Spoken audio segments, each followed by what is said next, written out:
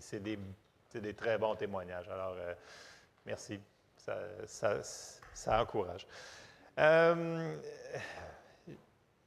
Ce matin, Marco, il a commencé exactement dans la prière vers où est-ce qu'on s'en va. Evelyne en a rajouté. Donc, on s'en va vers la même direction. Donc, je vais essayer de prier comme Marco. Non, je ne sais pas, je vais faire quelque chose semblable à ça. Non. On va ouvrir en prière, on va embarquer dans la parole de Dieu. Seigneur, on te remercie, Seigneur, parce que tu ouvres le chemin de la victoire, Seigneur, vers la louange. On te demande d'ouvrir, Seigneur, nos cœurs à cette réalité-là ce matin, qu'on puisse le mettre en pratique dans le nom de Jésus. Amen. Amen. J'ouvre comme ça parce que c'est vraiment le message que j'ai ce matin. Vous savez, tout le monde, on fait face à des situations. Tout le monde, on met notre foi sur la parole de Dieu pour avoir des résultats. On le sait, on l'enseigne, mais des fois, il arrive des situations et ça devient plus dur. Dans notre chair, des fois, elle a tendance à vouloir changer. Mais est-ce que Dieu change selon les circonstances? Non, on le sait, ça. Est-ce que la parole de Dieu change selon les circonstances? Non, mais on le sait, ça aussi. Et c'est quoi le problème? Bien, des fois, quand on met notre foi sur quelque chose, quand on a prié pour quelque chose, il va falloir qu'on rajoute une arme qui s'appelle la louange. Il va falloir qu'on devienne efficace à le faire.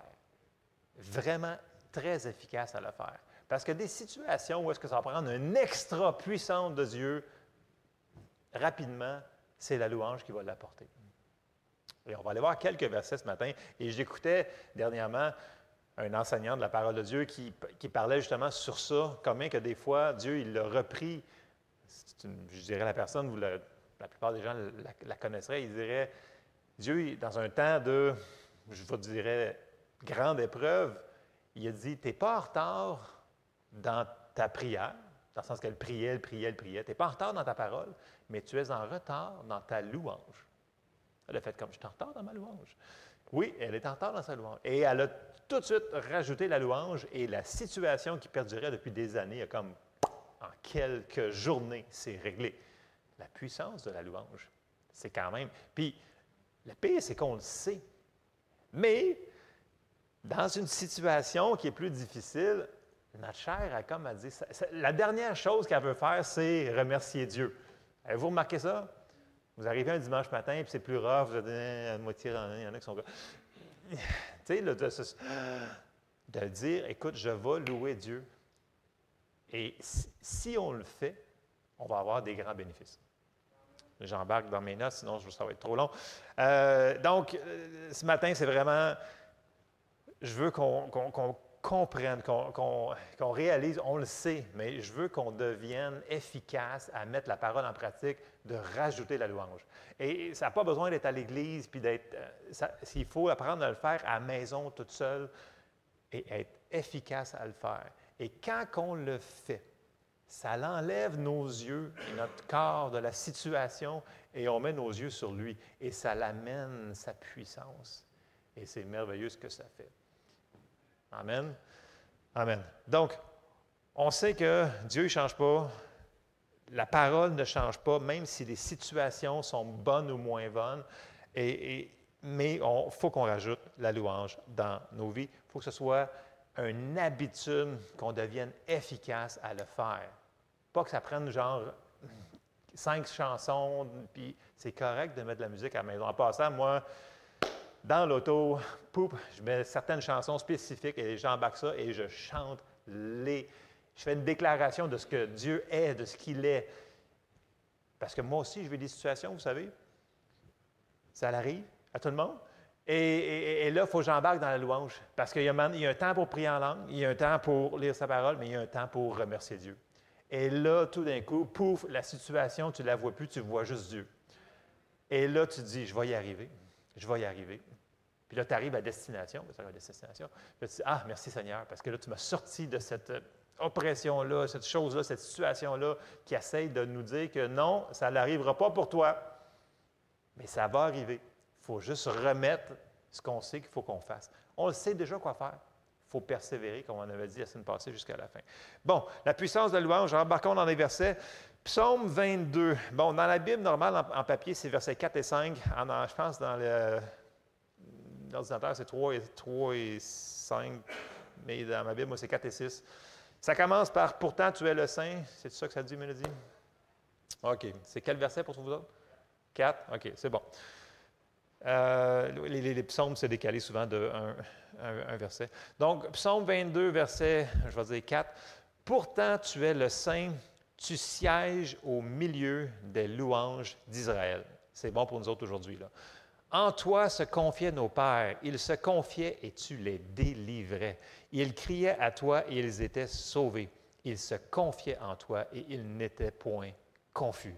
Tu sièges au milieu des louanges d'Israël. » On sait que Dieu il siège au milieu des louanges de son peuple.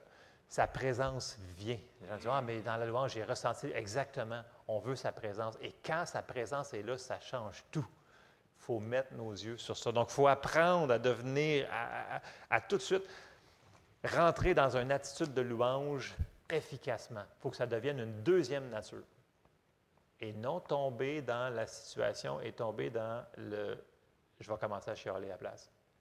Et c'est une différence entre accélérer le processus et s'en sortir ou de rester stallé là puis de rester vraiment de rester sur place et de ne pas avancer.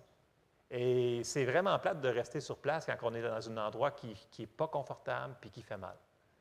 Mais avec la louange, on est capable de s'en sortir plus rapidement. C'est ça que l'essence que je veux vous partager ce matin. On doit développer cette capacité-là à sortir de cet endroit-là difficile par la louange. Mais comme je vous dis, notre chair, c'est la dernière affaire qu'elle va vouloir faire. Quand on rentre ici, même ensemble, là, OK, là, des fois, j'en ai là, qui sont tellement sur la circonstance, là, ils vont avoir les deux bras croisés, là, puis là, ils vont être comme ça, là, puis là, ils vont merci Seigneur, tu es bon. C'est pas louer Dieu, ça. Tu peux le dire avec ta bouche, mais tu es peut-être en train de chanter, mais tu n'es pas en train de louer Dieu. Si tu le loues Dieu, tu le dis de ton cœur. Même si ça sort d'une manière différente, sur la mauvaise note, sur la mauvaise tempo, ce n'est pas grave. Le but, c'est de le dire de notre cœur. Et il faut qu'on le développe ensemble à l'Église, l'onction corporative. Il faut qu'on apprenne à travailler. Ce n'est pas juste les gens qui font la musique qui vont vous apporter dans la louange. C'est nous autres qui décident d'entrer. À chaque matin, on a la capacité de rentrer. Est-ce qu'on va le faire?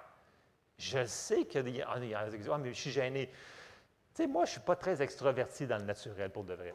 On dit « Ah, mais tu parles tout le temps. » Je sais, je parle souvent. Mais je ne suis pas extraverti dans le sens, je ne suis pas...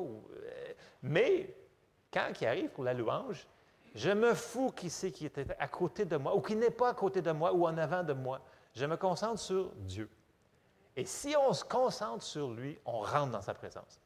Et tout d'un coup, les situations de la vie, ils vont perdre. Et c'est ça qu'il faut faire parce qu'on a besoin que Dieu embarque dans notre situation. Et la louange, même si, je sais, là, il y en a qui me disent « Ouais, mais je suis gêné, c'est difficile, lever les mains, c'est difficile. » On est capable. On est capable. Faites-le parce que vous voulez avoir des résultats. Faites-le parce que c'est la parole qui nous dit de le faire. On va aller voir des versets pour ça. Ça, c'est à l'Église. À la maison, on fait la même chose. On n'a pas besoin d'attendre qu'il y ait... Tant mieux si vous avez de la musique de louange qui va vous faire des confessions de foi, pas des musiques de... Il y a certaines musiques qui ne sont pas vraiment, qui n'apportent pas à la louange vraiment. Il y en a qui vont dire « Ah, c'est de la musique chrétienne. » Moi, je dis « Ouais, mais les paroles. Est-ce que les paroles vont magnifier Dieu? Parce que ce qu'on veut faire, c'est dire ce qu'il est, ce qu'il fait pour nous, ce qu'il a fait, ce qu'il va faire. Et quand on proclame ça, wow, présence de Dieu. Il y en a qui disent « Ah, mais je ne le sens pas. » C'est pas grave. Continue. Ça va sortir ta tête de l'endroit où est-ce que tu es présentement, qui tourne puis qui pense à la même chose. Il faut développer ça partout. Un autre passage, Philippiens 4, 6, 7. « Ne vous inquiétez de rien, mais en toute chose, faites connaître vos besoins à Dieu par des prières et des supplications avec des actions de grâce. Et la paix de Dieu qui surpasse toute intelligence gardera vos cœurs et vos pensées en Jésus-Christ. » Donc, on veut la paix de Dieu. Tout le monde veut la paix de Dieu. On va la goûter, la paix de Dieu. Et une manière de se rendre là rapidement, c'est la louange.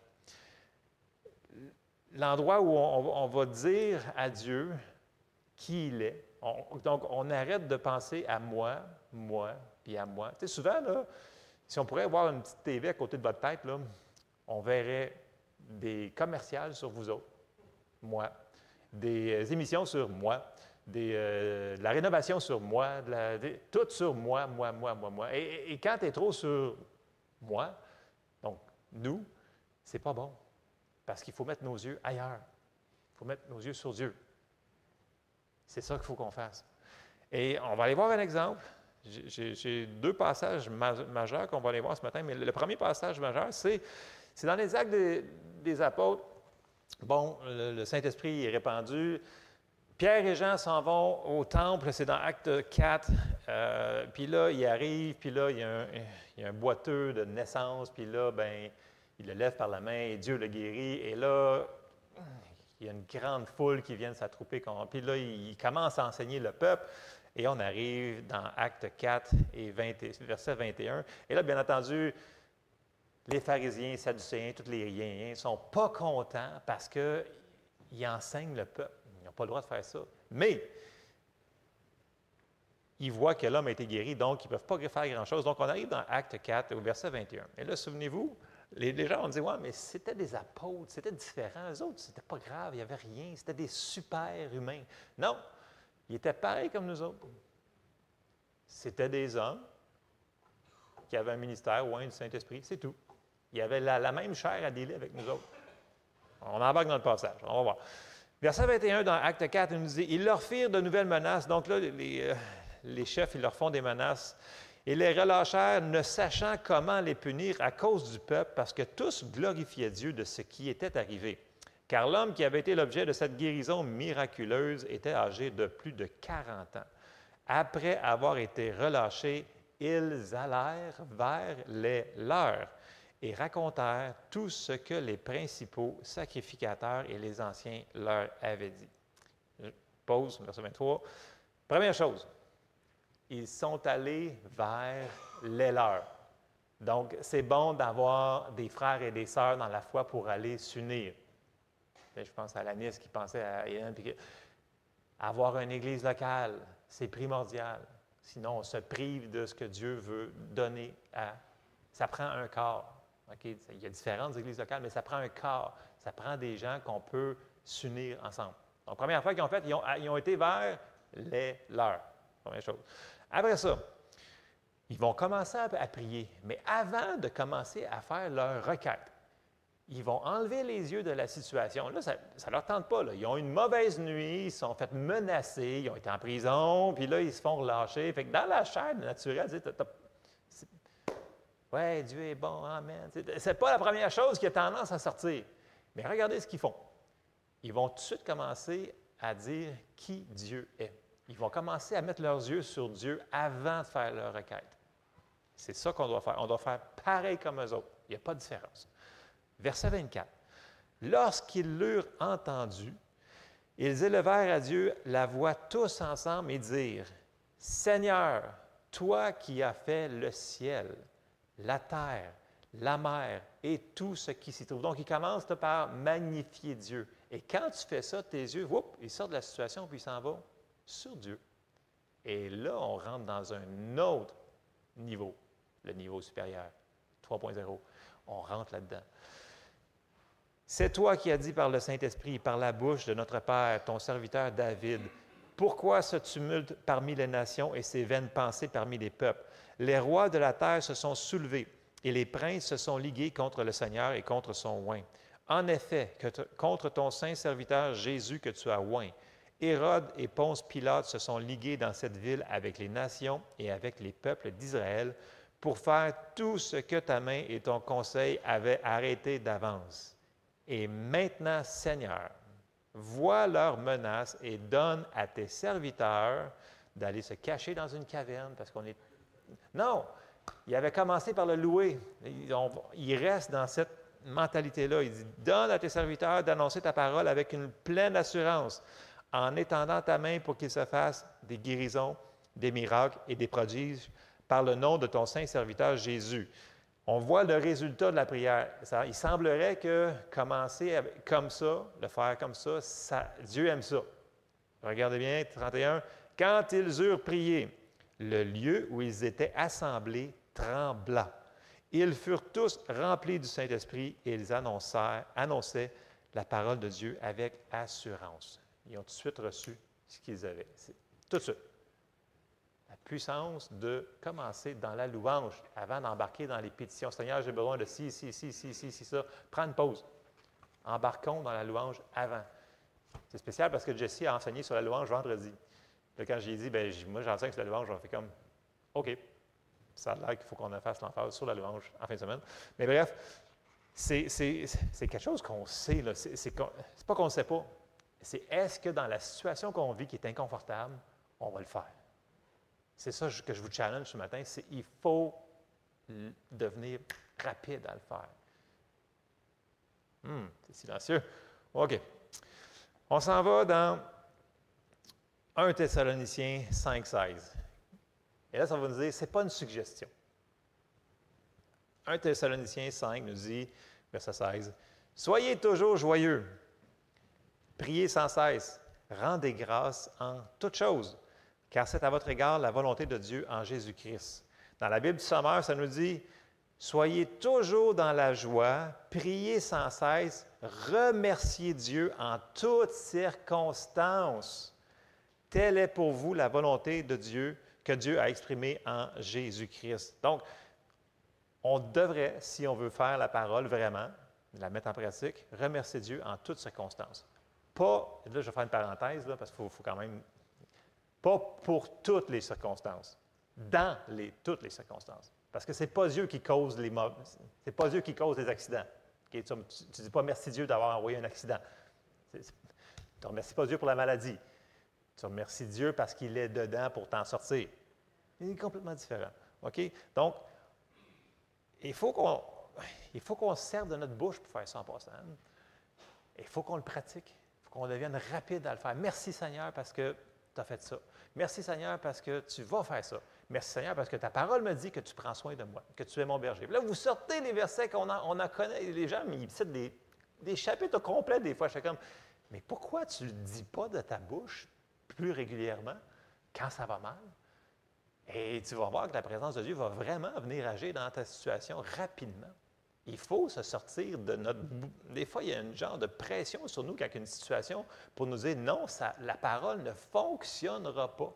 Et il faut rajouter de l'électricité, de la puissance. Il faut rajouter la louange dans cette situation-là. Et regardez bien, je vous encourage cette semaine, faites-le. N'importe quelle petite situation, moyenne, grosse situation, faites-le. Vous allez voir. Je me suis obligé à le faire cette semaine. J'avais une situation vraiment pas le fun. Puis là, j'ai dit, OK, j'ai une période X en auto. J'ai dit, je mets la chanson en boucle que je me sers souvent. C'est une chanson de Charity Gayle qui dit « I believe ». C'est toutes des confessions de foi qui a dit qui Dieu est, qu'est-ce qu'il va faire. Puis là, à force de le chanter, j'étais plus sur le problème. J'étais sur Dieu. Et je suis arrivé à destination et j'étais comme « wow, là, je suis dedans. Je l'ai. Et là, je vais pouvoir aider la personne que je devais aller aider. » Mais dans le naturel, je n'avais pas le temps d'attendre. Ça prenait quelque chose d'instantané. Ça prenait la louange. La louange, c'est très rapide. Faites-le. Vous allez voir, ça fonctionne. Et plusieurs exemples, on a tellement, je peux condenser ça, là. On s'en va dans Psaume, puis tu sais, c'est facile dans la même situation de tomber « Ah Seigneur, encore une fois, pourquoi moi? » Et là, on tomberait plutôt dans le chiolage, dans le murmure. Et si on fait ça, on l'a vu, j'ai déjà parlé souvent sur le murmure, qu'on avait le choix de le faire. Mais on l'a vu dans 1 Corinthiens que si on fait ça, on fait exactement comme les Israélites. Et ça n'a pas bien été. Hein? Vous vous souvenez, qu'est-ce qu'ils ont fait quand ils ont chialé? Ça retire la protection de Dieu, ça enlève et à un moment donné, tu n'es pas à bonne place. Donc, tu ne veux pas tomber là. Mais il va falloir qu'on dise à notre chair, donc c'est pour ça qu'on s'en va dans un psaume 103. David, qui a écrit le psaume 103, dit « Mon âme », là, il se parle, là. Il faut se parler. Ce n'est pas un signe d'être fou de se parler en passant. OK? C'est un signe d'intelligence. OK? Non, mais pas de vrai. Moi, je me parle souvent. Je parle souvent dans l'auto, je parle dans la douche, je parle. En tout cas, je parle. Mon âme bénit l'Éternel. Que tout ce qui est en moi bénisse son Saint-Nom. On se fait violence. On se dit, OK, ma chair, elle ne veut pas tout louer Seigneur, ça fait trop mal, j'ai de la peine. Non. Commence à louer, même si tu es en train de brailler. Commence à louer le Seigneur. Tu vas sortir du broyage. Tu vas commencer en broyant, puis ça va finir en louange. Avec peut-être même en riant. Mon âme bénit l'Éternel et n'oublie aucun de ses bienfaits. C'est lui qui pardonne toutes tes iniquités, qui guérit toutes tes maladies. C'est lui qui délivre ta vie de la fausse, qui te couronne de bonté et de miséricorde. C'est lui qui rassasie de bien ta vieillesse, qui te fait rajeunir comme l'aigle. Puis là, vous en avez plein de versets que vous connaissez. Tu sais, je ne te délaisserai point, je ne t'abandonnerai point. Ça, c'est dans Hébreu. L'Éternel est mon berger, il prend soin de moi. Je ne manquerai de rien. Rien. Puis là, vous sortez vos armes que vous avez, que vous êtes habitués, vous connaissez. Vous n'avez pas besoin de connaître toute votre Bible. Vous avez besoin de connaître quelques versets, puis de les dire, puis de dire qui Dieu est pour vous. Et ça va vous sortir de cet endroit-là. Et là, on devient efficace. Et là, on devient dangereux parce que l'ennemi, il va essayer de tasser et dire non, ta foi ne fonctionnera pas, mais il ne sera plus capable.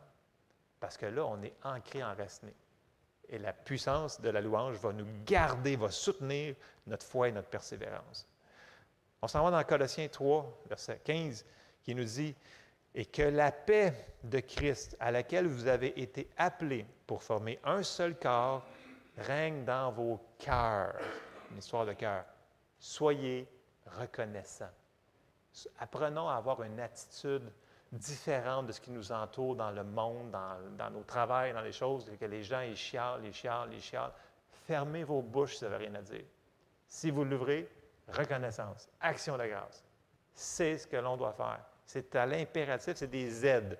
Moi, ça me dit que c'est un commandement. Verset 16. Que la parole de Christ habite parmi vous abondamment. Instruisez-vous et exhortez-vous les uns les autres en toute sagesse par des psaumes, par des hymnes, par des cantiques spirituels, chantant à Dieu dans vos cœurs sous l'inspiration de la grâce. Ça peut arriver à la maison, ça. C'est pour n'importe qui le veut, qui va commencer à ouvrir sa bouche, même si votre chair ne voudra pas le faire. Et c'est là que, je vous dis, si on se nourrit continuellement dans la parole de Dieu, si on prie régulièrement, notre esprit va rester fort. Et quand la situation arrive, que l'ennemi nous dit « Non, ça ne fonctionnera pas pour toi, la parole de Dieu. » Tu es assez fort pour dire « Non, moi je vais embarquer dans la louange, puis je vais le continuer. » Ça va être facile parce que je vais tomber dans la louange. Mais facile, c'est un gros mot, là, parce que comme je vous dis, la chair attire d'un côté, puis notre esprit, elle veut aller de l'autre côté. Et on l'avait vu la semaine passée que si on n'arrête pas de dire des mauvaises choses, notre navire s'en va là-bas. Puis là, on dit qu'on s'en va là-bas, mais on s'en va là-bas, on s'en va là-bas, on s'en va là-bas, mais on veut aller là-bas. Mais arrête de dire que tu n'es pas capable, puis que tu vas mourir, puis que tu... Vous me suivez?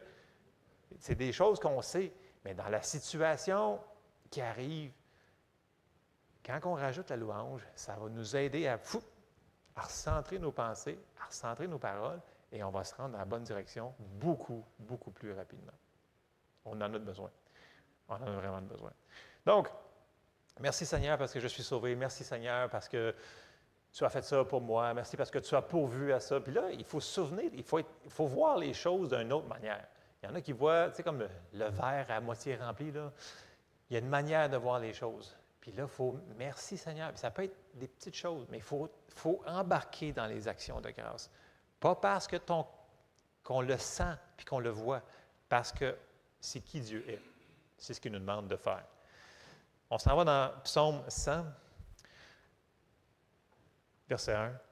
Psaume de louange. Poussez vers l'Éternel des cris de joie, vous tous habitants de la terre. Servez l'Éternel avec joie. Venez avec allégresse en sa présence. Sachez que l'Éternel est Dieu, c'est lui qui nous a fait. Et nous lui appartenons. Nous sommes son peuple et le troupeau de son pâturage. Entrez dans ses portes avec des louanges, dans ses parvis avec des cantiques. Célébrez-le, bénissez son nom, car l'Éternel est bon, sa bonté durera toujours et sa fidélité de génération à génération. On entre comment dans sa présence? avec action de grâce. C'est comme ça. Et on le sait. Est-ce qu'on va faire ce que la parole nous dit de faire? C'est-à-dire le mettre en pratique. 2 versets qu'on connaît très bien. Jacques 1, 22 nous dit, mettez en pratique la parole. Ne vous bornez pas à l'écouter en vous trompant vous-même par de faux raisonnements. Après ça, Jacques il va rajouter un petit peu dans le chapitre 2, il dit, au verset 17, « Il en est ainsi de la foi, si elle n'a pas les œuvres, elle est morte en elle-même. Mais quelqu'un dira, toi tu as la foi et moi j'ai les œuvres. Montre-moi ta foi sans les œuvres et moi je te montrerai ma foi par mes œuvres. » Il faut mettre les actions correspondantes. Les gens disent, « Ah oui, c'était bon le message, c'était bon la prédication que j'ai écoutée cette semaine, c'était bon. » Oui, super, tu en as écouté 10 prédications, tu l'as-tu mis en pratique? Tu as beau avoir pris 3 calepins de notes, 3 calepins de... Est-ce que tu le fais? Si on veut avoir des résultats, il faut le faire. Donc, à un moment donné, il va falloir qu'on prenne notre chair et qu'on dise, OK, là, il faut vraiment que je loue le Seigneur. Là, parce que je veux voir une percée. Là. Fait qu'on décide de le faire.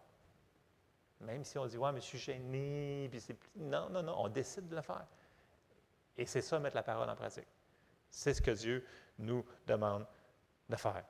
Et dernier exemple qu'on va aller voir ce matin, puis je sais que c'est des choses qu'on connaît, là, mais le but des rapporter ce matin, c'est de mettre en contexte que si ces gens-là l'ont vécu, puis ont eu des résultats, si on fait la même chose, Dieu va faire la même chose avec nous autres. Il n'y a pas 2 standards. Là. C'est super important. Et là, on s'en va dans Acte 16. Et dans Acte 16, on va voir le récit de Paul et Silas qui arrivent à Philippe. OK? Dieu, il leur a dit, allez, puis de prêcher l'Évangile. Donc, ils sont au bon endroit, au bon moment, en faisant la bonne chose en plus. Mais il va arriver une situation contraire. Donc, on sait que dans Acte 16, un petit peu plus loin, ils vont arriver, puis là, il y a une petite demoiselle qui est possédée par un esprit de python, puis là, qui va dire plein de choses. Puis là, Paul, fatigué, il va dire, je t'ordonne, sors au nom de Jésus. Et l'esprit s'en va. Et là, les propriétaires de la petite demoiselle ne sont pas contents, ils sont très fâchés. Et là, on arrive au verset 19. Donc, ils ne sont vraiment pas contents. Acte 16, verset 19. Là, vous allez me dire, ouais, mais j'ai lu ça au moins 100 000 fois dans ma vie. Parfait, super. On va le lire encore. On va catcher des choses. Les maîtres de la servante, voyant disparaître l'espoir de leur gain, se saisirent de Paul et de Silas. Et les traînèrent sur la place publique devant les magistrats. Ils les présentèrent aux prêteurs en disant, « Ces hommes troublent notre ville. Ce sont des Juifs qui annoncent des coutumes qu'il ne nous est permis ni de recevoir, ni de suivre à nous qui sommes Romains. » La foule se souleva aussi contre eux, et les prêteurs, ayant fait arracher leurs vêtements, ordonnèrent qu'on les bâtît de verges. Après qu'on les eut chargés de coups, ils les jetèrent en prison, en recommandant au geôlier de les garder sûrement. Le geôlier, ayant reçu cet ordre, les jeta dans la prison intérieure et leur mit les ceps aux pieds. Petite pause ici, là. Bon, je vois souvent des images à l'éducation chrétienne qui enseignent ce récit-là. Puis là, on voit Paul et Silas dans un genre de belles pièces en pierre avec des lumières partout. C'est tout clean, tout propre. Puis c'est comme, là, je fais comme, OK, c'est pas vraiment ça la situation qu'on vient de dépeindre ici. Là. OK? On se met en contexte. OK? Ce sont des hommes comme vous et moi. Je sais, c'est des apôtres. On dit, c'est des apôtres, eux autres, c'était différent. Ils ne devaient pas sentir les coups, ça ne devait pas faire mal. Écoute, pareil comme nous autres. On est dans la même église qu'eux autres. OK? Le livre des Actes est encore en train de se faire. OK? Ils ont mal. Ils ont été traînés, pas par volonté. Là. Ils se sont fait traîner, ils se sont fait battus, enlever les vêtements. Tu sais, c'est le fun d'être tout nu devant tout le monde. Hein? Battu, tu saignes, tu as faim en plus, tu as toujours faim, en passant. Puis là, en plus, tu te fais mettre dans le trou de la prison. Mais il n'y a pas de lumière là. C'est le trou. C'est la prison intérieure. Il fait noir. Ils ne peuvent pas bouger parce qu'ils ont les ceps aux pieds, que ça dit. Tu sais, là, tu parles d'une situation que ta chair, ça ne tente pas vraiment de dire « Merci Seigneur, parce que tu es bon. » C'est la situation. Mais, là, il y avait le choix. Et là, est-ce qu'on reste longtemps dans cette situation-là? Est-ce qu'on étire le problème? Ou est-ce qu'on accélère le processus puis on sort de là subito pronto? C'est nous autres qui décidons. Ils ont pris la décision, on sort d'ici subito pronto. Et voyons ce qu'ils ont fait. Qu'est-ce qu'ils ont fait? Est-ce que les circonstances ont fait changer leur théologie? Non. Ils ont décidé de faire ce qu'ils savaient déjà. Dieu, il les a déjà... Dieu ne nous fera jamais passer au travers. Dieu ne nous laissera pas passer au travers des choses qu'on ne peut pas avoir la victoire dessus. Ça nous dit, je ne vais pas sortir le verset, j'aurais dû le sortir peut-être. S'il y a quelque chose en avant de nous autres, ça veut dire qu'on peut le battre. Tu sais ce que la parole nous dit dans le verset que je n'ai pas sorti ce matin. Mais c'est quand même le pareil. Et là, Paul et Silas, ils décident de commencer par quoi? La louange. T'es pas, si on regarde dans le naturel, la chair, elle ne veut pas faire ça. Elle dit, oh, j'ai mal, j'ai faim, je veux m'en aller d'ici. Mais tu ne peux pas. Qu'est-ce que tu fais? Soit tu continues à chialer, puis tu restes là très longtemps, ou tu embarques dans la louange. Acte 16, verset 25. Vers le milieu de la nuit, Paul et Silas priaient et chantaient les louanges de Dieu. Et ce n'était pas silencieux. Merci Seigneur, dans mon cœur. On me dit, ouais, mais je loue le Seigneur dans mon cœur quand je suis à l'Église. Ouvre donc ta bouche avec. C'est de même que ça fonctionne. OK? Je fais que dire. OK. OK. Et les prisonniers les entendaient. Pourtant, ils sont dans le trou. Ça veut dire que ce n'était pas super silencieux. C'était probablement assez exubérant parce qu'ils voulaient que ça se passe là. Tout à coup, il se fit un grand tremblement de terre, en sorte que les fondements de la prison furent ébranlés. Au même instant, toutes les portes s'ouvrirent et les liens de tous les prisonniers furent rompus. Wow! Le geôlier se réveilla et lorsqu'il vit les portes de la prison ouvertes, il tira son épée et allait se tuer, pensant que les prisonniers s'étaient enfuis. Le geôlier, il avait tellement peur des Romains qui préférait se tuer lui-même que d'avoir fait face aux Romains. Bref, en tout cas. Verset 28. Comment Paul a fait pour le savoir qu'il allait faire ça? Je ne sais pas. Là, c'est probablement une parole de connaissance, mais bref, il sait. Mais Paul cria d'une voix forte, « Ne te fais point de mal, nous sommes tous ici. » Et là, si on se met en contexte, là, c'est une prison. Et là, toutes les portes de toutes les prisons se sont ouvertes. Et il n'y a personne qui s'est sauvé en courant. Pensez-vous que la présence de Dieu n'a pas tombé là? Et le monde va être dans la cellule. Merci Seigneur pour ta présence. Je ne sais pas si vous connaissez ça, mais probablement qu'ils ne connaissaient pas, mais bon, c'est pas normal, là. Non, je veux dire, tu es un prisonnier, là. La porte s'ouvre. Qu'est-ce que tu fais? Tu cours! Avez-vous déjà vu des films, vous autres? je pense à Tom Cruise, tout, quand on voit un film, il part à courir. Ah oui, c'est sûr. Il aurait fait la même affaire. Mais là, ils ont tous resté là. C'est vraiment pas normal, ça. Et c'est la présence de Dieu. Verset 29. Là, pour vous prouver qu'il faisait noir. Regardez bien. Alors, le geôlier, ayant demandé de la lumière, c'est parce qu'il faisait noir, hein? Entra précipitamment, c'est une très grosse révélation, je sais. Entra précipitamment et se jeta tout tremblant aux pieds de Paul et de Silas. Il les fit sortir et dit, « Seigneur, il dit, c'est pas du monde normal, ça. Que faut-il que je fasse pour être sauvé? » Paul et Silas répondirent, « Crois au Seigneur Jésus, et tu seras sauvé, toi et ta famille. » Et ils lui annoncèrent la parole du Seigneur, ainsi qu'à tous ceux qui étaient dans sa maison. Il les prit avec lui à 7 heures même de la nuit. Il lava les plaies, et aussitôt il fut baptisé, lui et tous les siens. Les ayant conduits dans son logement, il leur servit à manger. J'avais dit qu'il avait faim. C'est important de manger. C'est très important. Et il se réjouit avec toute sa famille de ce qu'il avait cru en Dieu. Et ça continue. Et on voit que là, à Philippe, Paul devient il devient le pasteur de cette église de Philippe. Donc, les Philippiens qu'on va voir plus loin dans notre Bible, ça part de là, grosso modo, l'église de Philippe, si on regarde dans l'histoire. Voyez-vous que c'est assez percutant comme récit qu'on a dans notre Bible, qu'on passe par-dessus parce qu'on lit. Ben oui, c'est sûr, c'était des apôtres, c'est normal, ça arrive à tout le monde. Non. Ils ont fait quelque chose. Ils n'ont pas resté selon ce que leur chair leur disait, de chialer, puis de dire, écoute, ça fait mal, ça ne me tente pas de louer Dieu, point final. Ils ont dit, nous autres, on veut sortir de là. Fait qu'on va louer Dieu et on va enlever cette affaire-là. Donc, je vous encourage ce matin, accélérez le processus. Devenons efficaces à mettre la parole en pratique. Devenons efficaces à louer Dieu, à reconnaître ce qu'il fait et à dire ce qu'il est dans notre vie. Ça enlève nos yeux des mauvaises choses et ça nous fait avancer rapidement et ça l'amène la présence de Dieu. Et quand Dieu est là, les chaînes se brisent, les portes s'ouvrent. C'est ce qui se fait. Nous devons développer. On est capable de le faire. Il faut juste se le rappeler, se le rappeler, se le rappeler. Et plus que ça devient une habitude de mettre cette louange-là dans notre bouche, il arrive quelque chose, puis « Ah, merci Seigneur parce que tu es bon, puis tu prends soin de moi, puis je ne manquerai de rien. » Et là, ça devient une habitude et on s'en sort tellement plus rapidement et on ne tombe pas dans la dépression et dans l'oppression. Et c'est le jour et la nuit.